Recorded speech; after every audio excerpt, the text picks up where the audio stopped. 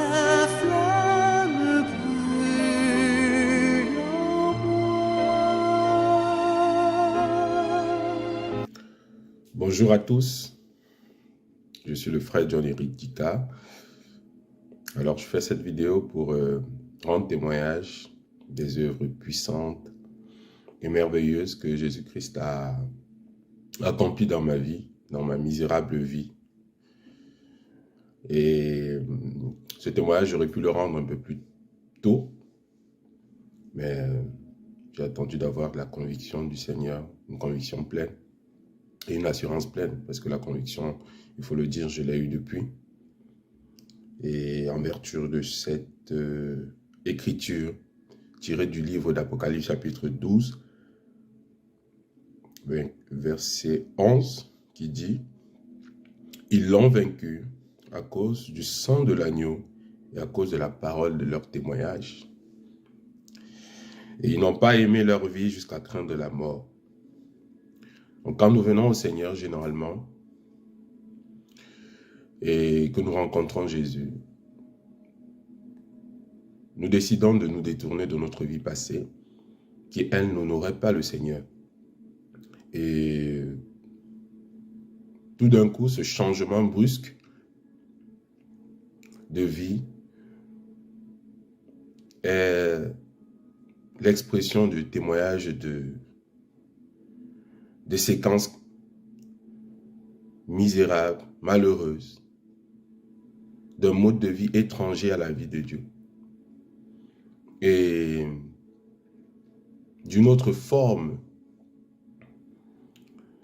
de vie qu'on pourrait appeler même mort, parce que nous savons que le livre de Jean nous rappelle que Jésus-Christ est la vie, la vérité, et il est le chemin.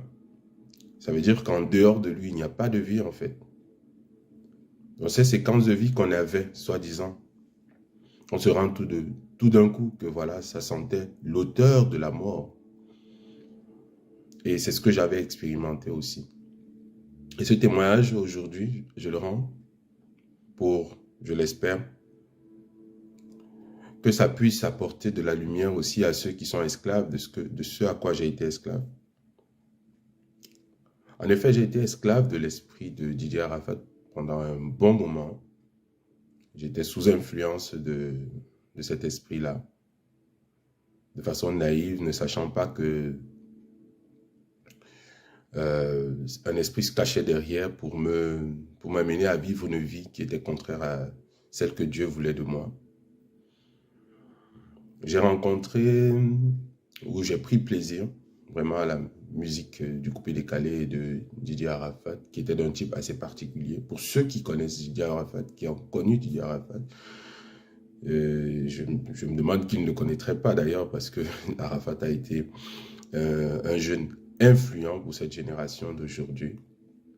Un jeune tellement influent pour cette génération, à tel point que plusieurs ont été pour ceux de cette époque où il était encore dans les musiques du Zoropoto, du Pankaka ou du Pongor, était sous influence vraiment. C'était à tel point que même les motos-taximans qui nous portaient, c'est-à-dire les conducteurs de moto, qui nous portaient, qui nous transportaient, étaient vêtus d'une manière qui était semblable à celle de Didier Arafat. Et derrière ce genre de comportement, derrière ce genre d'attitude, en fait, c'est un esprit qui travaille à nous faire imiter une star. Et vous savez, l'ennemi il utilise plusieurs voies et moyens. La Bible nous parle de l'esprit du monde qui a aveuglé vraiment les regards de plusieurs dans ce monde. Et Satan est véritablement le prince de ce monde, tel point qu'il utilise la célébrité, il utilise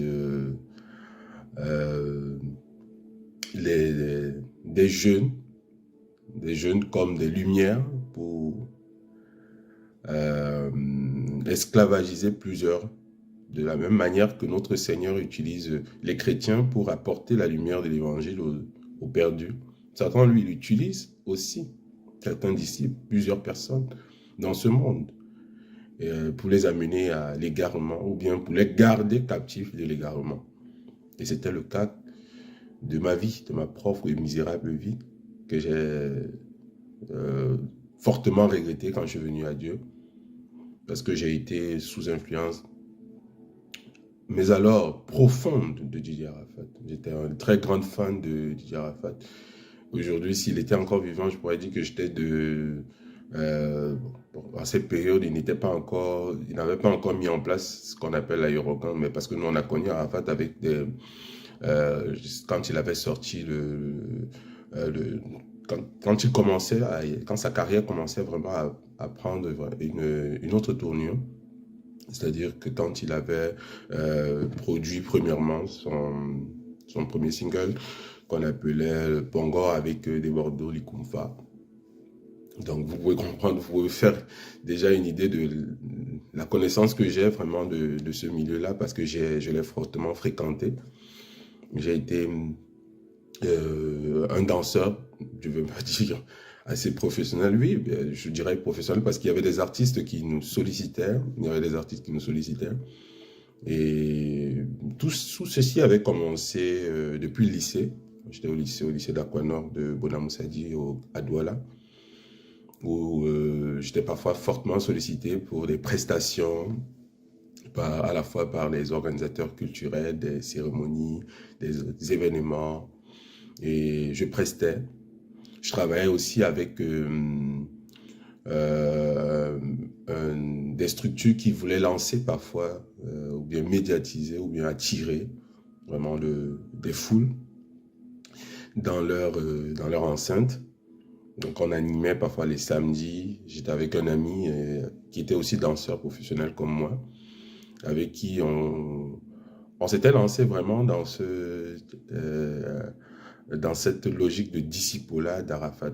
C'est-à-dire qu'on était tellement fan d'Arafat que cela a influencé à la fois notre mode de vie, notre mode vestimentaire, mais surtout notre pensée.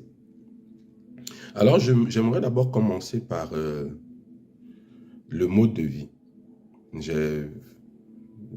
Lorsque j'étais, comme je dis Arafat, lorsque j'étais un très grand fan d'Arafat, ça se voyait d'abord par mon langage. C'est-à-dire que j'utilisais une parole de type mouchi, puisque j'avais du mal à pouvoir me départir tellement j'étais passionné de lui. J'avais du mal à vraiment me départir de cette attitude-là. Ce qui fait que j'avais carrément renoncé à l'éducation que j'avais eue. Pourtant, j'ai été élevé avec beaucoup de rigueur par mes parents, mais cela ne m'a pas empêché d'être sous influence d'Arafat Didier. Arafat Didier a vraiment été un fer de lance pour l'ennemi dans ce siècle, pour influencer, pour impacter le langage de plusieurs jeunes. Et ce qui fait que quand on récitait ses musiques, par exemple, on se retrouvait à parler des langues qu'on ne comprenait pas. Parce que moi, c'était mon cas. Et j'ai pour preuve le fait que lorsqu'on organisait des concerts, c'était moi qui prenais la parole pour chanter au style Arafat Didier. Qui fait que les paroles que je prononçais, je ne savais même pas ce que c'était, mais je les prononçais quand même. Et ça me rappelait vraiment 1 Corinthiens chapitre 14, qui nous parlait du parler en langue quand on devient chrétien. C'est-à-dire des langues que les autres ne comprennent pas, mais qu'on peut être amené à parler par la vertu de l'Esprit Saint. Et de la même manière, l'esprit d'Arafat avait influencé mon langage, à la fois lorsque je chantais, lorsque je prestais, mais aussi en dehors avec des amis. Ce qui fait que on m'avait même surnommé Yoruba, Arafat, puisque je me laissais pousser les cheveux, je me tressais. Je faisais des choses qui forcément n'avaient pas pour but de glorifier Dieu, mais avaient pour but de glorifier Arafat Didier. Puisqu'il avait tellement la place d'un Dieu dans ma vie, que son esprit a tellement fortement impacté le courant de ma jeunesse. Donc, c'était au niveau du langage que cela se faisait savoir déjà. Un langage de type ordurier, un langage de type, pour ceux qui ont certainement suivi les musiques d'Arafat, vous vous rendrez compte qu'il utilisait un langage parfois grossier, très grossier d'ailleurs, et que je n'aimerais pas prononcer ici, vraiment. Pour ceux qui ont vraiment suivi, qui ont été des très grands fans de Didier, il avait plusieurs musiques, et dans de nombreux cycles qu'il avait, il y avait énormément de mots qui soit étaient des règlements de compte vis-à-vis de ses anciens amis, ou bien de ceux qui s'amusaient à le concurrencer. Et dans ma vie, cela se revoyait également. C'est-à-dire que lorsque j'étais inspiré à peut-être parler comme Didier Arafat, je me retrouvais parfois de façon assez indirecte à injurier ou à régler mes comptes avec des amis. C'est dire combien cet esprit avait été tellement fort dans ma vie que je ne me retrouvais même plus. Je ne sais pas, je vivais à l'image de quelqu'un d'autre et non à l'image de ce que Dieu voulait pour moi. Je parlais une langue bizarre que je ne connaissais pas. Et même quand je dormais, je ne rêvais qu'Arafat. Ce qui fait que de plus en plus, la célébrité arrivait sur moi. Et cette célébrité se manifestait par le fait que plusieurs artistes me sollicitaient. Comme je l'ai dit, plusieurs maisons me sollicitaient. Avec un ami, on avait créé un petit groupe de danse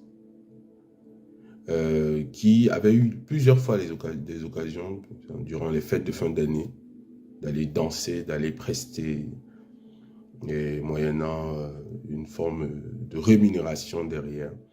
Et à côté des rémunérations, on avait des primes, parce que quand je parle de primes, c'était qu'on arrivait et qu'on se retrouvait sous plusieurs billets, parce que les billets nous étaient versés dessus, lors des farotages. Vous savez, cet esprit est tellement puissant et tellement fort que pour s'en délivrer, il a fallu vraiment l'intervention du Seigneur. Donc ça, c'était au niveau du langage déjà. Je ne me retrouvais plus, je parlais un langage assez ordurier, méprisant, vis-à-vis de mes parents. Et nous savons ce que le livre de Éphésiens chapitre 6 nous apprend. La désobéissance des parents venait parce qu'il fallait à chaque fois fuir la maison, fuir les tâches ménagères qu'on avait à la maison pour aller honorer certaines invitations, certaines répétitions avec des amis, des proches. Et ce qui fait que la désobéissance aux parents n'était pas loin. Donc, au niveau du langage, voilà, voici ce que je pouvais déjà dire. Maintenant, au niveau du style vestimentaire, comme vous le verrez sur certaines de mes photos, il m'arrivait de m'habiller de façon assez vulgaire. Franchement, je ne savais pas à ce moment, je n'étais pas conscient de ce que je faisais. Mais je n'avais qu'une seule flamme qui brûlait dans mon cœur, l'histoire de celle de ressembler à Didier Arafat, à Aéroport, aux 3500 volts. Et toute ma vie était trempée là-dedans. Toute ma vie était trempée là-dedans et je me retrouvais à porter je ne sais pas si je portais des pantalons qui n'étaient pas serrés, parce que toute ma vie, je portais que des pantalons serrés à ce moment de ma vie-là. Comme Arafat, je m'habillais en mettant des perles de Bouddha. Je m'habillais en laissant pousser des cheveux. Je me mettais même des herbes sur mes cheveux, parce qu'il fallait les brûler, faire un peu les herbes de la drogue. C'est à la limite si je me droguais, parce que je pense que je me droguais. Parce qu'une fois que je mettais, quand je brûlais même, je brûlais ces herbes pour les mettre sur mes cheveux pour qu'ils soient de style un peu Sangoku. Et c'est ce qui m'arrivait parce que je voulais ressembler tellement à cet homme-là. Et il fut un temps, Arafat c'était tant les cheveux en jaune. Je me rappelle que moi également, j'avais été tenté de le faire. Mais plus tard, je ne l'ai pas fait. C'était la période où il essayait de ressembler un peu plus à Sangoku, super guerrier. On connaît tous le dessin Dragon Ball. Et donc, au style vestimentaire, je me retrouvais avec des culottes. J'achetais des culottes exclusivement style Arafat. Donc vous comprenez que sans le vouloir, il impactait ma vie. Donc, je ne suis pas là pour accuser Arafat du tout, non. Je suis là plutôt pour parler de l'esprit de Didier Arafat, c'est-à-dire l'esprit qui était derrière. Mes frères et sœurs, il faut savoir que derrière une célébrité, derrière une personne qui draine une grande foule de fans, se cachent des esprits puissants, des principautés dans les lieux célestes qui sont méchants et qui ont pour but d'influencer massivement la plupart des jeunes, la jeunesse. Oui, la jeunesse est, aux yeux de Dieu, importante. Quand on lit le livre de Jean chapitre 2, on peut constater que la Bible dit « Je vous écris » à partir du verset 12, « Petits enfants, parce que vos péchés vous sont pardonnés à cause de son nom. Je vous écris, Père, parce que vous avez connu celui qui est dès le commencement. » Et il dit « Je vous écris, jeunes gens, parce que vous avez vaincu le malin. » Parce que vous avez vaincu le malin. Et nous avons la victoire sur le malin. Jeunes gens, il dit bien jeunes gens, nous avons la victoire sur le malin par la vertu du Saint-Esprit, par la vertu de Jésus-Christ. Jésus-Christ est le seul qui peut nous rendre victorieux sur le péché et sur le mal. Satan connaît ce verset-là. Et c'est pour ça qu'il se sert de la plupart du temps, il se sert de jeunes stars. Remarquez très bien, les jeunes stars les plus adulés de ce monde, ou du moins les stars les plus adulés de ce monde, sont encore jeunes. On a eu des temps où on avait les Rihanna, les Justin Bieber, les Jaden Smith, tous ces jeunes. Regardez le nombre de followers qu'ils ont sur les réseaux sociaux. C'est pas dire que c'est eux qui drainent ce monde, mais c'est l'esprit qui est derrière, l'esprit qui se sert de leur image, qui influence négativement la vie de ceux-ci. Et c'était aussi ça, cet esprit, un autre esprit qui habitait le corps de Arafat, qui était derrière sa célébrité. Pas forcément dans son corps, mais qui influençait vraiment sa célébrité, qui drainait des foules, qui amenait des gens à l'aimer. Remarquez très bien que les artistes de ce monde sont, pour la plupart, pour atteindre un certain niveau de célébrité, obligés de pactiser avec l'ennemi. Parce que les esprits derrière amènent les gens à les aduler, à les adorer. Mais indirectement, c'est Satan qui se fait adorer. C'était le cas pour moi. Dans mon style vestimentaire, tout ce que je portais, c'était des marques Arafat. Je ne savais même pas pourquoi je le faisais, mais je le faisais juste de façon inconsciente. Et plusieurs aujourd'hui vivent encore dans cet élan-là, dans cette domination-là, sous cette domination-là. La domination des esprits est quelque chose de vrai dans la vie de plusieurs jeunes, plusieurs vies. Et les jeunes célébrités, malheureusement, on retrouve même certaines célébrités qui se disent chrétiennes, mais qui se vêtissent encore, comme Arafat, et même comme des stars de ce monde. Ce n'est pas de Dieu. Cela n'est pas de Dieu.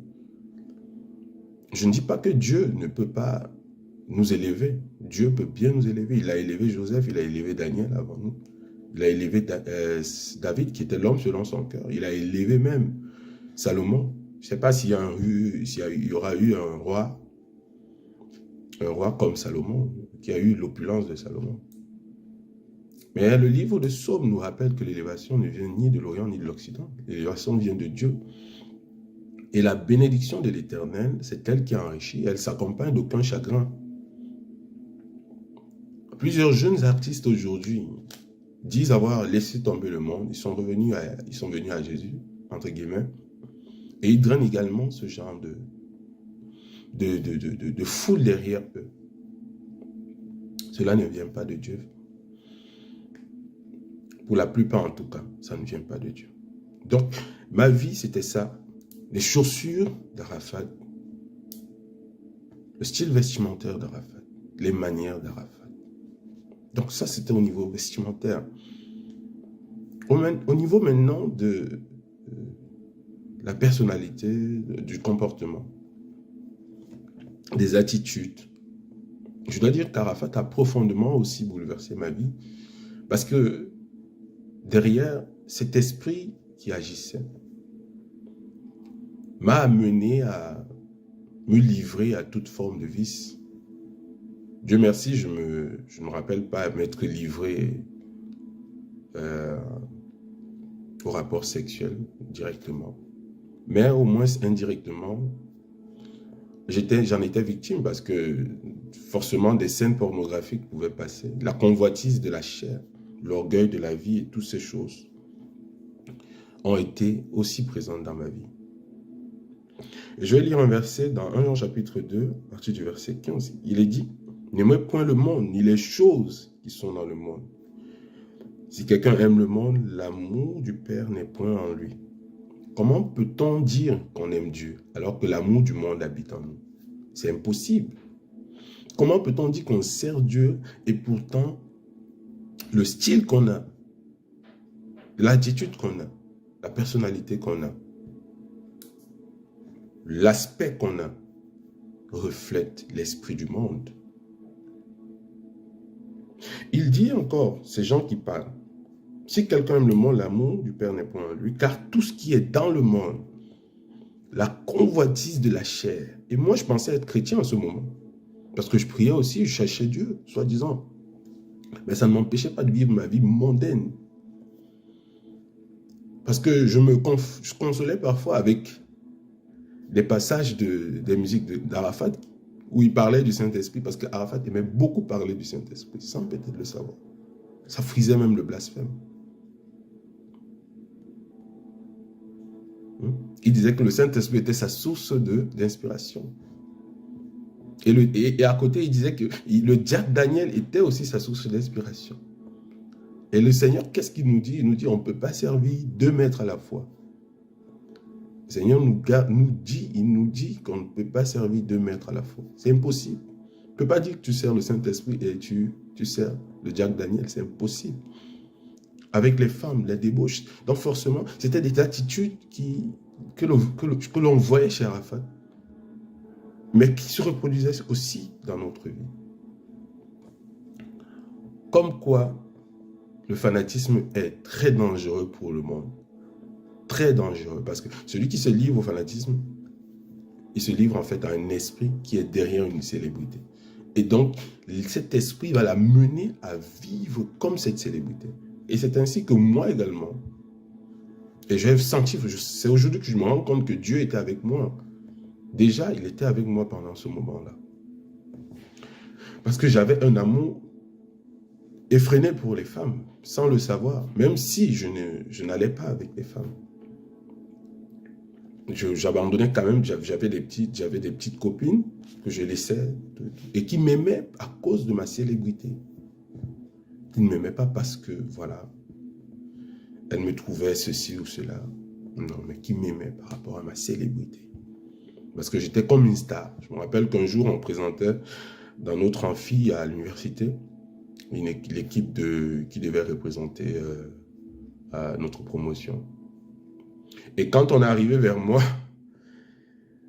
le présentateur n'a même pas eu le temps de pouvoir dire mon nom, de pouvoir prononcer mon nom, que toute l'amphi s'est mise à crier à cause de la célébrité que j'avais, que je dégageais au milieu de moi. Forte célébrité. Et c'est la même célébrité qui accompagnait Arafat. Si je continuais, Dieu seul sait ce que je serais devenu. Parce que en me perçant les oreilles déjà, j'étais perdu comme Arafat. Je voulais ressembler à Arafat.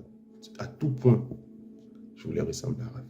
C'est qu'il portait, parce que les samedis, il avait souvent l'habitude les samedis d'aller en boîte de nuit pour faire la promotion d'un single qu'il venait de sortir. Et du coup, chaque samedi, on était accrochés, chaque samedi matin, non, chaque dimanche matin, on était accrochés à YouTube ou à sa page Facebook, parce qu'on voulait voir quelle était la nouvelle danse qu'il avait créée. Et cette danse, il fallait que nous également, on puisse l'apprendre pour demain aller dans des concerts, aller dans des compétitions, parce qu'on était dans des battles et tout. Et pour pouvoir le faire, pour pouvoir faire comme lui. Et c'est comme ça qu'on s'est livré à la cigarette. On s'est mis à fumer, courtiser les femmes. On honorait des invitations et pour honorer ces invitations, on était obligé de mentir à nos parents, de cacher notre vie à nos parents. Je me rappelle que ma mère un jour m'avait dit, fais attention, parce que le monde du showbiz, c'est un monde dangereux, tu ne peux pas continuer ainsi. Mais je n'écoutais plus. À ce moment, vous n'écoutez plus. À ce moment, vous n'écoutez plus. Parce que l'esprit du monde vous a aveuglé. Et c'est là ce qui s'est passé, ce que Pierre nous rappelle, dans 2 Pierre chapitre 2, verset 19. Qu'est-ce qu'il est dit? On va lire ça. Il y avait quelque chose qui avait triomphé de moi. Je ne me reconnaissais plus. Je n'étais plus le même. Je n'étais plus le fils qui aimait l'école et tout. J'avais dévié. J'avais dévié. Il est écrit dans 2 Pierre chapitre 2 verset 19. Ils leur promettent la liberté quand ils sont eux-mêmes esclaves de la corruption. Car chacun est esclave de ce qui a triomphé de lui. Effectivement, le coupé-décalé dans toutes ses formes les plus brutales, les battles, le showbiz avait triomphé de moi. Et l'esprit d'Arafat, de Didier Arafat, avait triomphé de moi. Je n'avais plus de vie. Donc au niveau du comportement, cela se faisait aussi savoir. Il fallait aller dans les boîtes de nuit, consommer aussi comme les autres, fumer. Dieu merci, je ne touchais pas trop d'alcool, parce que j'avais toujours ce côté religieux. J'étais très attaché à la religion catholique, moi. J'avais toujours ce côté religieux qui me disait, non, non, tu ne peux pas, tu peux pas. Donc, je vivais de façon assez légaliste. Tu peux toucher ici, tu ne peux pas toucher là. Tu peux toucher ici, tu ne peux pas toucher là. Je croyais être chrétien. Qu'est-ce que je faisais de mal? Je ne tuais pas. Est-ce que j'étais pire que ceux qui tuaient, qui assassinaient les autres dehors? Non. J'étais moins pire qu'eux. Donc, forcément, j'étais un chrétien. Dieu m'aimait. Même si je faisais mes danses, forcément, c'était un talent que Dieu m'avait donné. Et donc, j'aimerais aborder maintenant une étape de ma vie où on avait créé des groupes. J'avais créé, je me rappelle que j'étais le promoteur d'un groupe de danse qu'on appelait le X Infinity, qui était composé de 3 à 4 garçons et de 3 filles danseuses. On avait organisé des concerts dans la ville de Ngaoundéré avec des amis. Et c'est dire à quel point j'étais tellement trempé dans ces choses que toute l'université ou bien toute la ville dans laquelle j'étais me connaissait, voilà. Et j'étais connu, mon nom disparaissait parce qu'on m'appelait Yorobo, à la fois dans la municipalité où j'étais ou dans les rues que je fréquentais. Mon nom disparaissait et l'esprit de Didier Arafat prenait le dessus. L'esprit du Yoruba prenait davantage le dessus sur ma vie. Et c'était dommage parce que lorsque j'ai rencontré le Seigneur en 2013, cette attitude que j'avais, je me disais que c'était des aptitudes, voilà. C'était des aptitudes que Dieu m'avait données, c'était des talents que Dieu m'avait donné. Or, je m'étais trompé sur toute la ligne parce que après que j'ai rencontré le Seigneur, j'ai voulu, soi-disant, réadapter ces aptitudes gymnastiques, de danse dans le Seigneur en disant que non, cette fois-ci, je vais les utiliser pour louer le Seigneur. Or, je m'étais trompé. Je venais dans le Seigneur avec un autre esprit. Je venais avec cet esprit-là. Un esprit étranger à la vie de Dieu. Et j'interpelle plusieurs jeunes aujourd'hui qui ont été rappeurs autrefois, qui ont été dans le showbiz autrefois, qui ont été des danseurs autrefois, et qui, après s'être convertis, disent qu'ils croient déjà que c'était un talent que Dieu leur avait donné, qu'ils peuvent venir réinvestir au sein de l'Église de Dieu. Non. Non.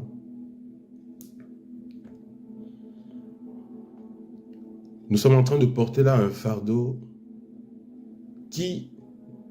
dont on ne s'est jamais déchargé. C'est la preuve qu'on n'a pas véritablement connu le Seigneur. Et je m'en étais repenti. Parce que quelque temps après, cet esprit d'Arafat ne s'était pas éloigné de moi. Ce qui fait que lorsque j'étais dans certaines fêtes, je ressentais toujours dans ma chair l'envie de me trémousser au rythme de Arafat quand on mettait une de ses musiques. Et je me souviens qu'un jour même, étant déjà devenu chrétien, un ami m'avait dit, pendant une fête, c'était la fête de la cité, j'étais chez moi, mais quand on a mis la musique d'Arafat, on m'avait invité. Je me suis laissé aller, je ne sais même pas ce qui s'est passé. C'est que quelques temps après, je me suis retrouvé à genoux en train de pleurer et supplier Dieu de me pardonner parce que j'avais péché.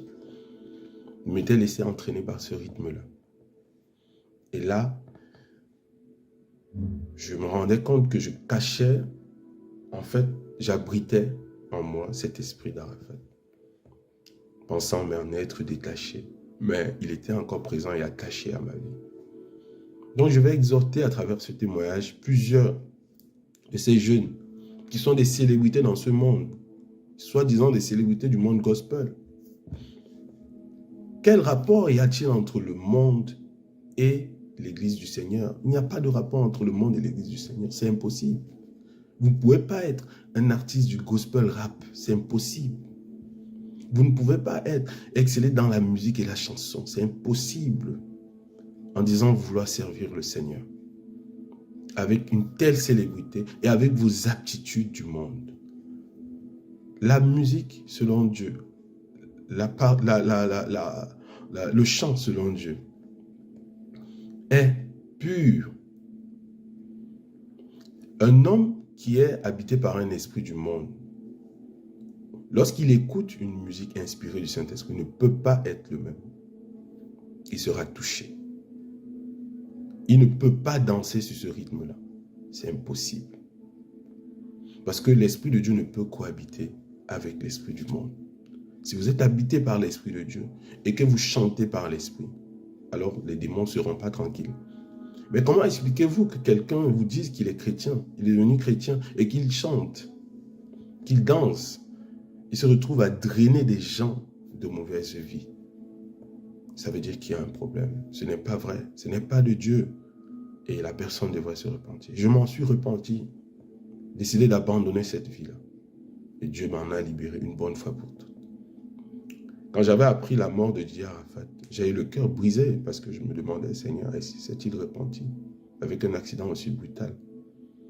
Je vais vous faire ce confident parce que quand j'avais décidé de me détourner du monde et de croire en Jésus, je passais beaucoup de temps à prier pour Arafat.